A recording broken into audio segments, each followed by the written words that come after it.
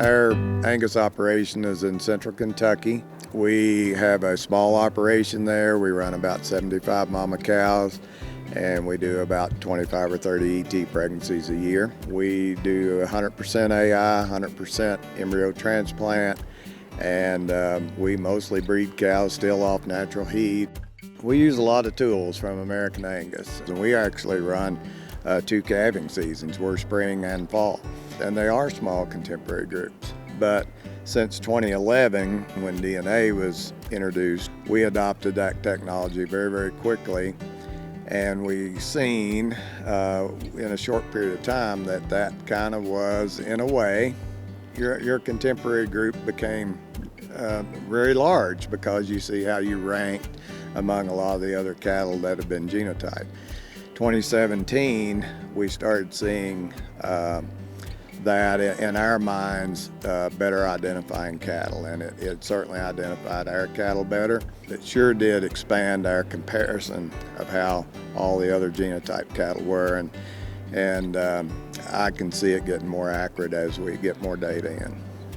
I do have some part-time work, and I travel a good bit, and that balance is hard, because when you take one person away from the chores at home, someone else has to pick that up.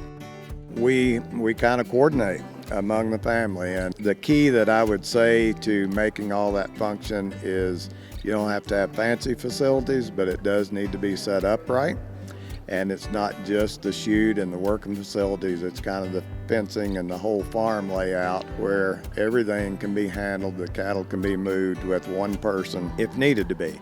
As an industry, we would think a small breeder has more challenges, and that is true, because there's just not as much there to make a living from, there's not as much there to create volume business.